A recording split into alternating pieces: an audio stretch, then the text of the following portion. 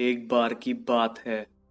एक बौद्ध भिक्षुक और उनका शिष्य गांव-गांव घूमकर लोगों को धर्म उपदेश दिया करते थे।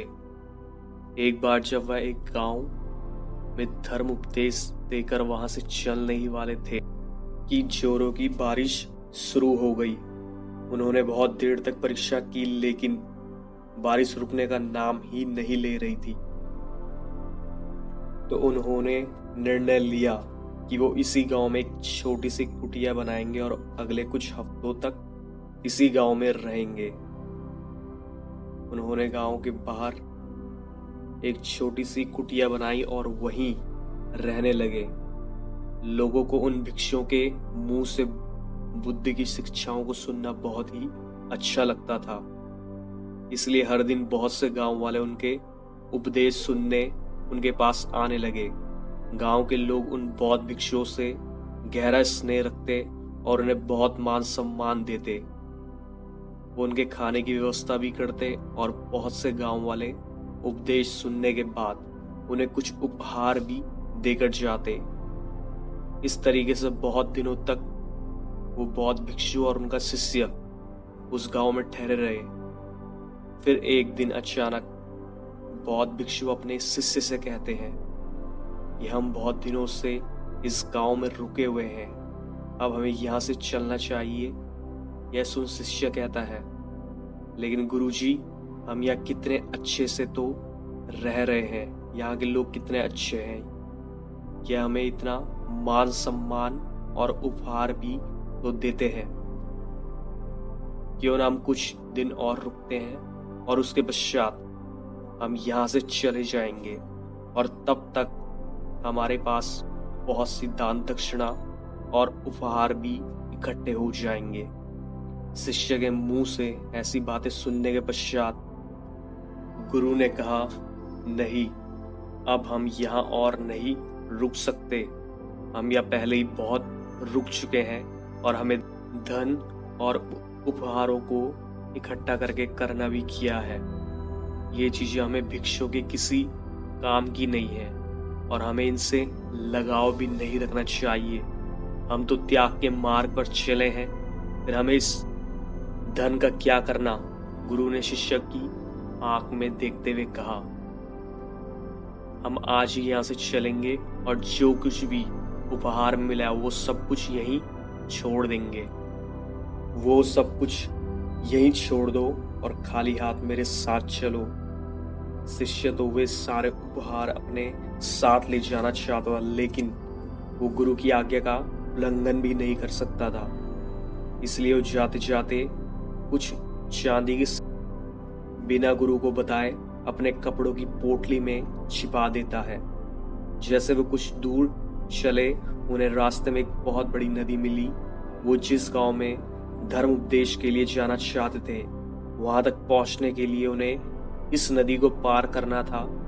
जब वो नदी के किनारे पर पहुंचे तो वहां एक नाव चालक बैठा हुआ था। उसने दोनों भिक्षुओं को देखते हुए कहा, मैं आपको ये नदी पार करा सकता हूँ। वैसे तो मैं नदी पार कराने के लिए लोगों से चांदी के सिक्के लेता हूँ, पर क्योंकि आप लोग भिक्षु हैं, इसलिए मैं आपको केवल एक चांदी के सिक्के के बदले ये नदी पार करा दूंगा। क्योंकि भिक्षु और उनके शिष्य के पास चांदी के सिक्के नहीं थे, इसलिए उस नाव चालक से बिना कुछ बोले चुपचाप नदी के किनारे आके बैठ गए। हालांकि शिष्य ने चांदी के बहुत से सिक्के अपनी पोटली में छिपा रखे थे, लेकिन वे उन्हें निकाल नहीं सकता था, क्योंकि उसे डर था कि गुरुजी उस पर गुस्सा होंगे। इसलिए वो भी गुरु के साथ चुपचाप ये सोचकर बैठा रहा कि देखते हैं बिना सिक्कों के गुरुजी नदी कैसे पार करते हैं। लेकिन गुरु यह सोचकर किनारे बैठे रहे कि हो सकता है कुछ देर बाद ये नाव चालक बिना सिक्कों के उन्हें नदी पार करा दे। खुद या फिर जिस गांव से वो अभी आए हैं, वहां का कोई इंसान यहाँ से गुजरे और उनके हिस्से का किराया भी नव चालक को दे दे। लेकिन ना तो नव चालक ने कुछ कहा और ना ही गांव का कोई शिष्य वहां से गुजरा। बैठे बैठे शाम हो गई लेकिन डर के मारे ना तो शिष्य ने पोटली में से सिक्के निकाले और न ही नवचालक बिना सिक्कों के उन्हें नदी पार कराने के लिए तैयार था।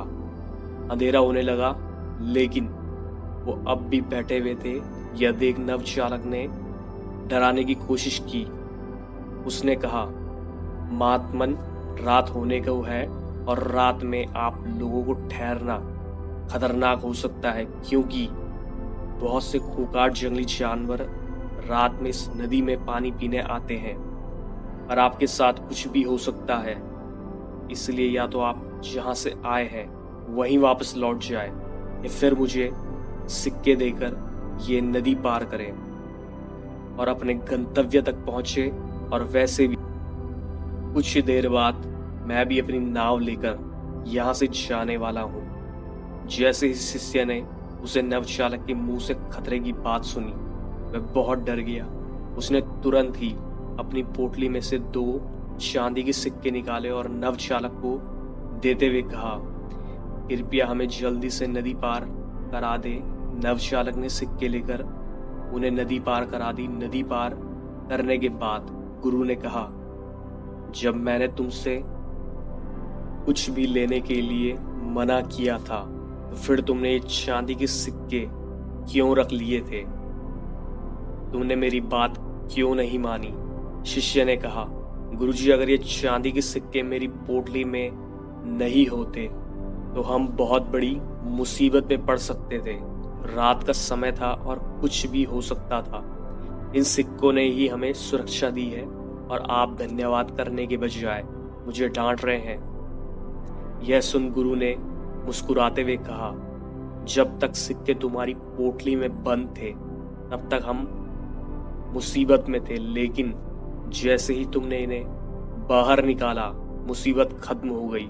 और मैं तुम्हें यही समझाने का प्रयास कर रहा था कि असली खुशी देने में है, त्याग में है। तुमने 2 सिक्कों का त्याग किया और परिणाम तुम्हारे साथ। यह सुनते ही उसे आभास हुआ। उसने बचे हुए चांदी के सिक्के गरीबों को बांट दिए और वो दोनों आगे बढ़ गए।